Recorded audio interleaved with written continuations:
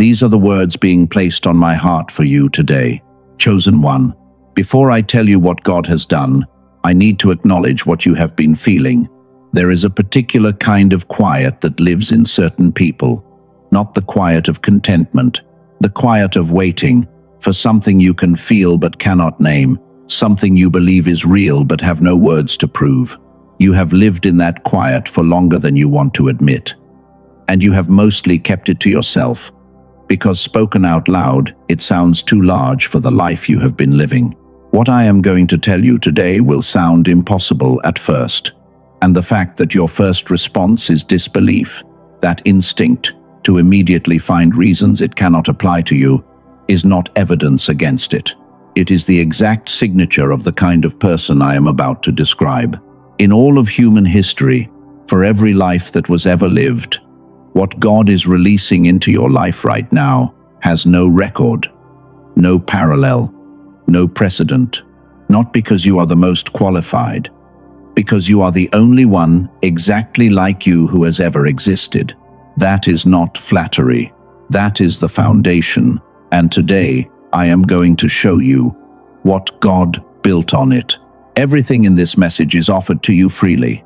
There is one additional resource I will return to later, and you can find it in the description and pinned comment whenever you feel ready. Before we go any further, I want to ask you to stay with me all the way through this message, because what you receive at the end is worth the full journey. By the time we finish, you will have a specific name for what you have been carrying, the exact signs that confirm God is doing something unprecedented in your life, and a declaration spoken over your name that I believe will stay with you long after this message ends. Do not leave early. The most important part is always the part most people never wait for. Let me ask you something. Where are you right now as you hear these words? Maybe it is early morning, before anyone else has woken up, and you are in that narrow space between sleep and full wakefulness where things feel more honest than usual.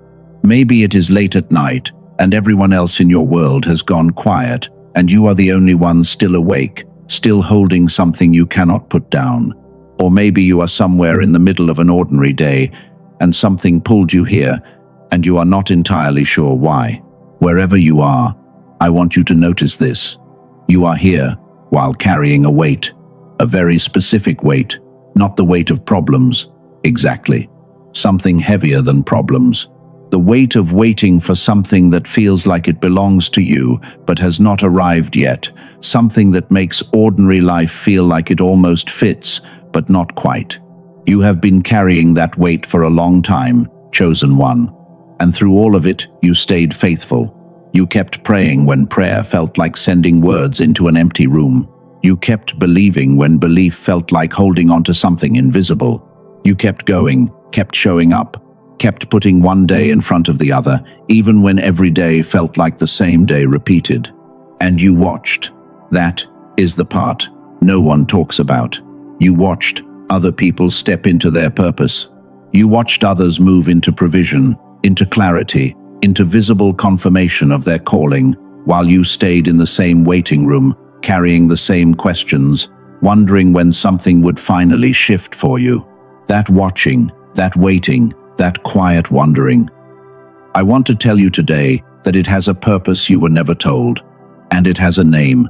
But first I want to show you something, because there are signs already present in your life right now, signs that most people are misreading, signs that look like something is going wrong when they are actually evidence of something unprecedented coming through.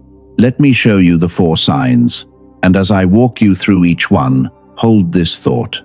What you are about to recognize is not anxiety. It is not confusion. It is not your imagination working against you. The first sign is a deepening of your inner knowing. Your prayers have been becoming more specific.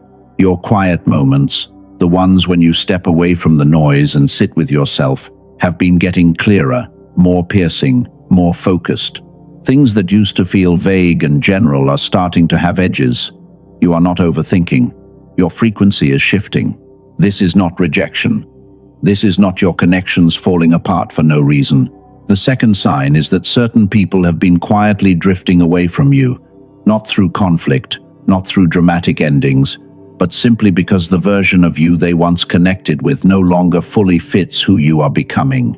Some relationships were never meant to survive the season you are entering. Their leaving is not loss, it is preparation. This is not restlessness. This is not ingratitude for what you have.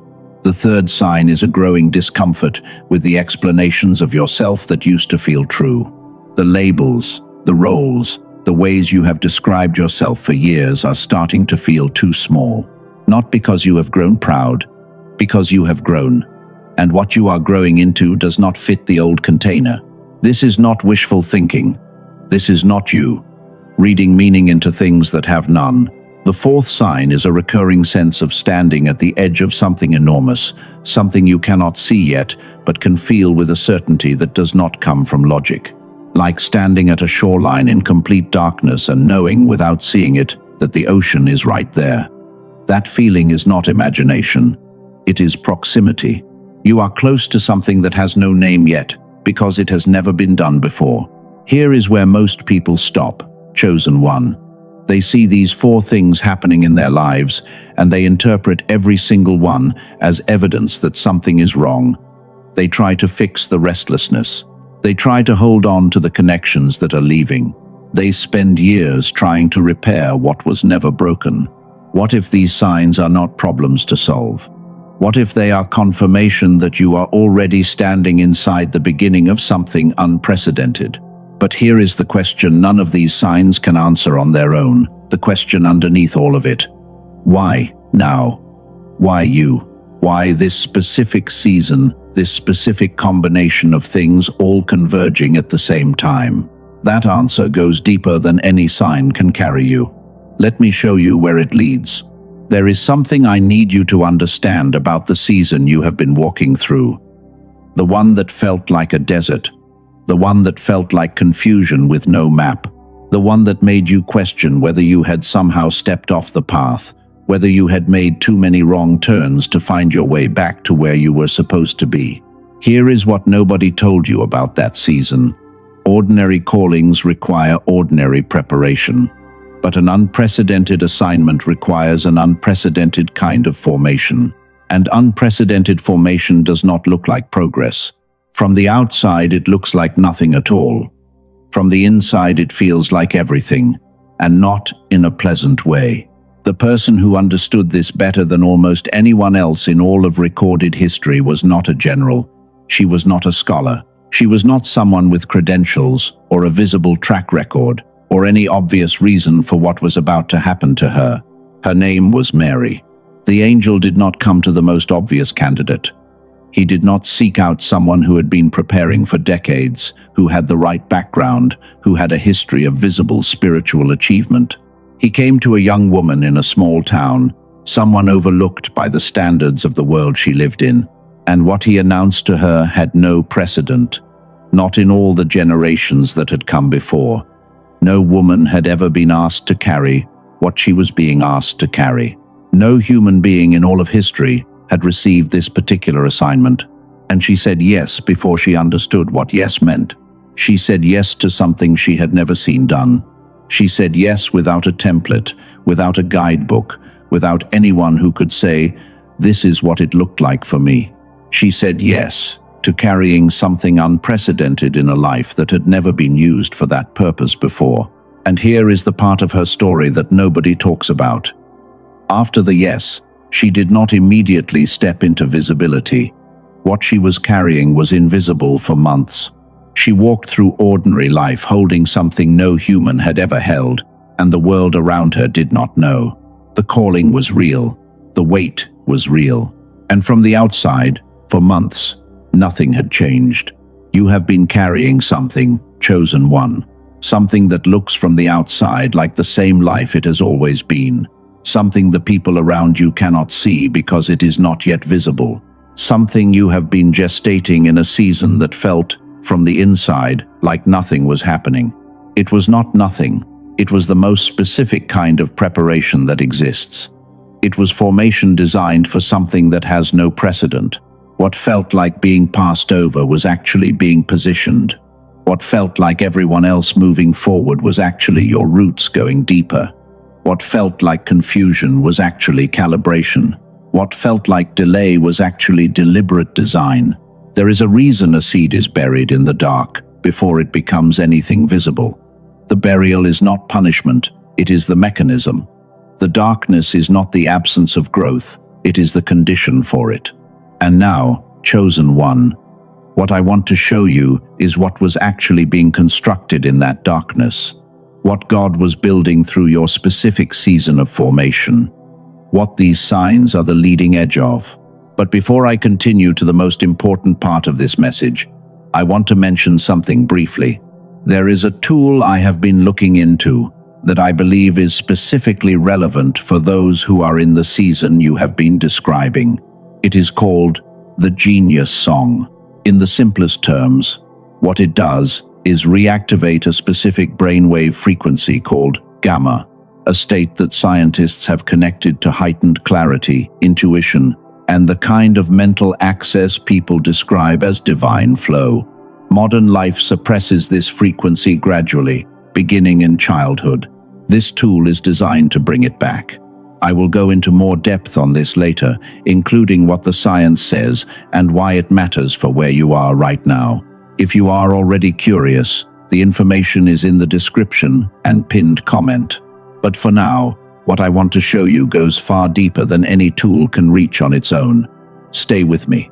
Let me show you something about the nature of history itself. Because the way God moves through time is not random. There is a pattern to it, a shape to it. There have been generations of deliverers, people raised up to create freedom where none existed before. There have been generations of builders, people who constructed what the previous generation only imagined. There have been generations of teachers, people who put language on what the Spirit had already been moving through. Every generation needed someone willing to hold the line when everything around them was shifting. Every generation needed someone willing to be completely misunderstood by the people they loved most. Every generation needed someone who would not look back at what they were leaving behind. And then, at certain moments in history, at specific hinge points, when the pattern of the previous generation had done everything it could do and could carry the world no further, God did something different. He needed a new configuration. A first-of-its-kind person for a first-of-its-kind assignment. You are at one of those hinge points, chosen one. Now let me show you something about the word that brought you here. The word chosen. Most people read it in English, and they assume it means selected. They think it means God looked around and picked someone who was available, someone who happened to be in the right place. But that is not what the original word means. In the original Hebrew, the word is bahar. And bahar does not mean selected the way you would pick a number at random. Bahar means chosen after deliberate examination. It is the word a master craftsman uses when he is preparing to place a cornerstone in something he is building to last. He does not grab the first stone he finds. He tests each candidate carefully. He presses his hand against the surface, examines the grain, holds it up to see how it handles the light. He is looking for something specific, and when he finds the one that carries exactly the right qualities for exactly what he is building, then, and only then, he chooses. God did not choose you by default. He did not select you because no one else was available. He examined you. He tested you in the exact seasons you thought were going to break you. He held you up to the light in the moments that felt like your lowest. He pressed against you in the places that cost you the most. And after full knowledge of everything inside you, including everything you thought should disqualify you, he chose you. What you thought was God forgetting you, was God examining you. The testing was not the delay. The testing was the selection process. I hear the Father saying something to someone who is listening right now. These are the words being placed on my heart for you. He is saying, I did not choose you because there was no one else. I chose you because there was no one exactly like you. What I am building through your life has no record in all of history because you have no predecessor. You are the first of your kind. Let me pause here for a moment. I have been speaking to you about something very large, and large things require space to land. So before I continue, I want to give you a few seconds to simply be here, without processing, without analyzing, without trying to decide what to do with what you have just heard. Just receive it. Pause 3's good, because what comes next connects everything we have covered to something very specific and practical that you can carry with you. Stay with me. What I am about to share is the reason this message was placed in front of you at exactly this moment. There is something that most people who carry an unprecedented calling are never told. Something about what happens inside the mind when the size of what you are being asked to step into exceeds the frequency your brain is currently running on. Because here is what I have found. The most gifted chosen ones, the ones with the most specific and irreplaceable assignments, sometimes feel like their brilliance is locked behind a door they can push against but cannot open. And there is a specific reason for that. A reason with a name.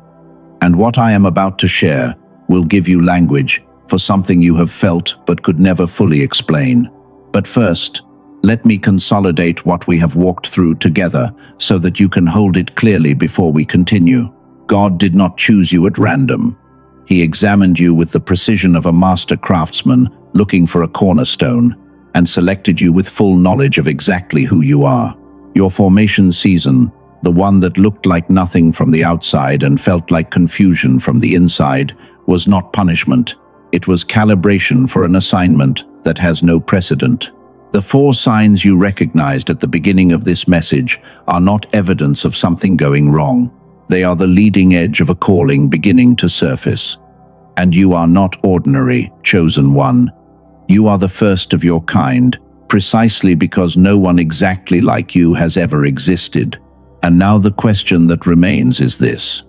When the size of what you are called to carry exceeds the frequency your mind is currently operating on, what do you do? That question has a specific answer. Let me show you. Here is what I want you to understand before I share what I have found. Chosen ones were not born to operate on a frequency of survival. They were born on something higher. And what I am describing is not metaphor. It is biology. It has been measured, documented, and confirmed by research teams from some of the most respected institutions in the world, from MIT, from Princeton, from Harvard, and from several other leading research universities, across multiple decades of careful study. It is called gamma frequency, the highest measurable brainwave state the human mind produces, the state linked to heightened intuition, to sudden clarity, to the kind of knowing that bypasses logic and arrives fully formed. Children operate in gamma naturally.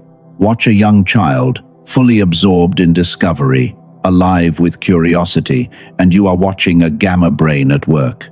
You were that child. You knew things without knowing how. You learned fast. You saw connections others did not see. You created naturally, as though the space between an idea and its expression was very thin. And then something happened. A neuroscientist named Dr. Robert Lake spent 34 years studying exactly what happens to the gamma frequency as people age into adulthood. And what he documented was this. Modern life suppresses it. The pressure of educational systems designed for conformity, the chronic stress of adult survival, the relentless overstimulation of a world that never fully quiets, all of it gradually pushes the brain below its natural operating range. Dr. Lake called this the decline effect. And the decline effect does not stop at the level of thought. It affects how clearly you receive, how precisely you hear what is being sent to you. The weight you felt in your formation season, part of what was pressing down on you was a brain that had drifted below the frequency it was designed to operate on. The door that felt locked. It was not only a spiritual problem, it was a frequency problem. And here is the part that connects directly to everything we have been walking through. The gamma you were born with was not destroyed by the decline effect. It was suppressed. And what is suppressed can be brought back. There is a story I want to share with you. Someone who found their way to what I am about to describe sent word back about what happened after they engaged with it. She was a teacher, someone who had poured herself into her work for years and genuinely loved what she did, but who had started to feel like something essential inside her had gone dim. Not broken, just dim, like a lamp that was still on but not as bright as it used to be. She committed to a specific practice for 3 weeks. Something shifted. She described it simply as the lights coming back on, not a dramatic event, just a return. Herself, operating at the frequency she had forgotten was possible. I want to be honest with you. I do not want you to hear this as a solution to everything, because there is no such thing. What I am describing is a tool, not a transformation on its own. The transformation is already happening in you. This is what supports the frequency shift needed to fully receive what is already being released into your life. And I know some of you are thinking, how do I know the science is legitimate? Let me say this simply. Your brain responds to frequency the same way a tuning fork responds to sound. It does not require your belief. It does not need your agreement first. The response is built into the biology. And some of you are wondering, is this really for someone like me, with my history and my doubts and my long list of incomplete things? Let me answer that with Bahar. God chose you after full examination. He selected you knowing everything inside you.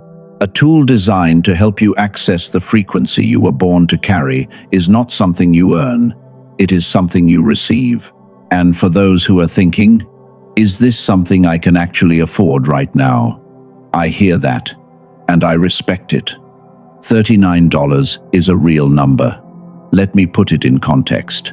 A single therapy session typically costs around $150. A weekend spiritual retreat usually runs somewhere between $400 and $800. A meditation app subscription is around $15 every month, ongoing, indefinitely. And none of those options are built around the specific science of gamma reactivation. None of them were designed to address what the decline effect has suppressed. Dr. Robert Lake compressed 34 years of neuroscience research into a 7-minute audio experience called The Genius Song. You listen through headphones, 7 minutes. The original access price is $49. For those who find this message, the price is $39.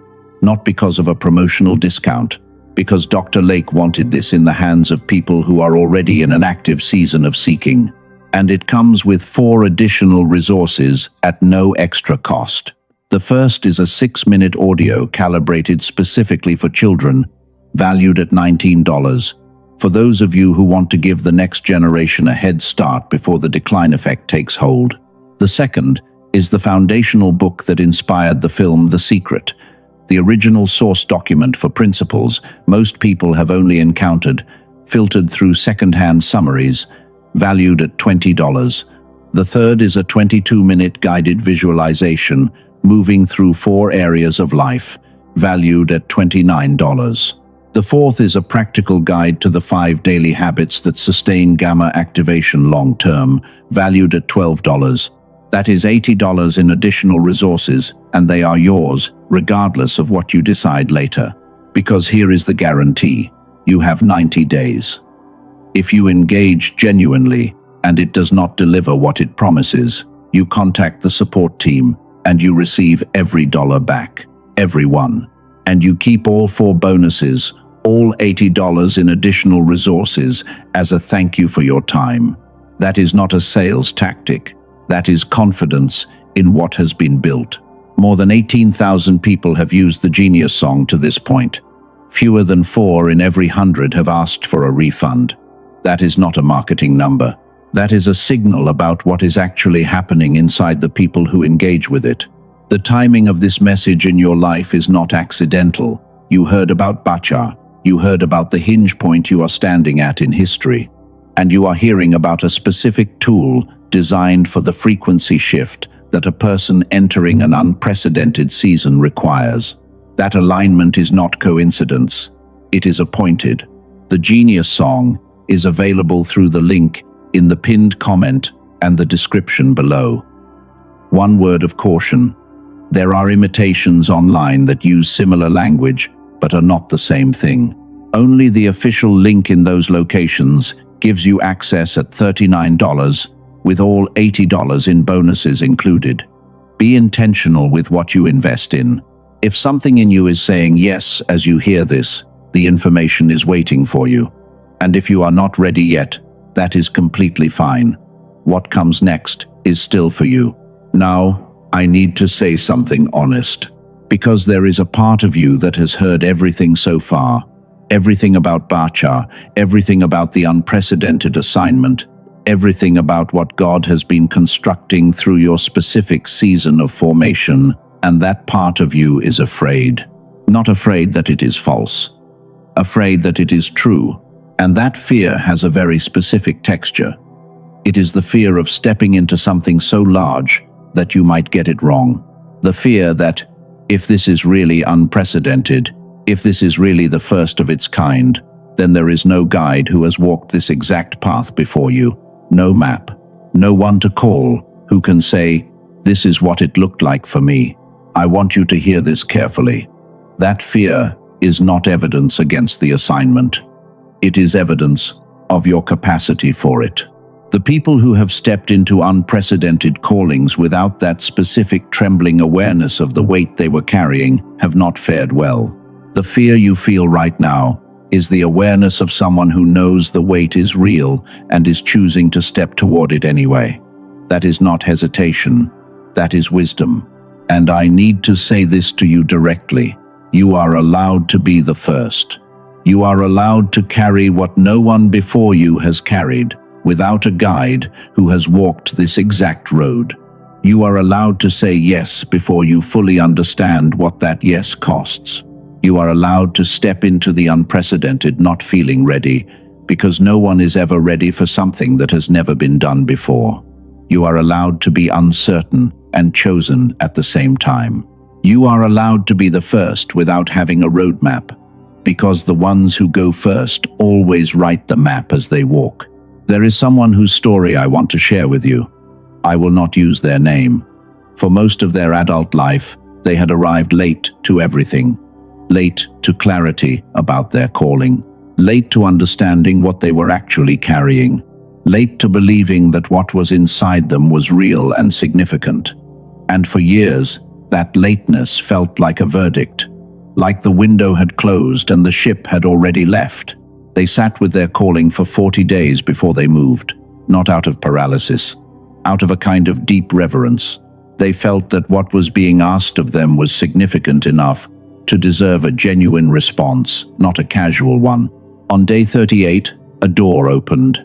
A professional alignment arrived that required exactly the experience they had accumulated through years of what felt like wrong turns.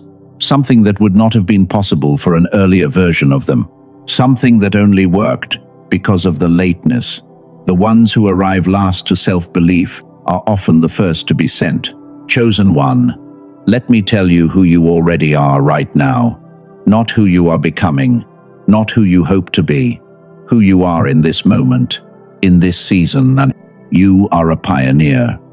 The one who goes first into uncharted territory, who makes a path by walking it so that those who come after you have ground to stand on. You are a cycle breaker. Something ends with you.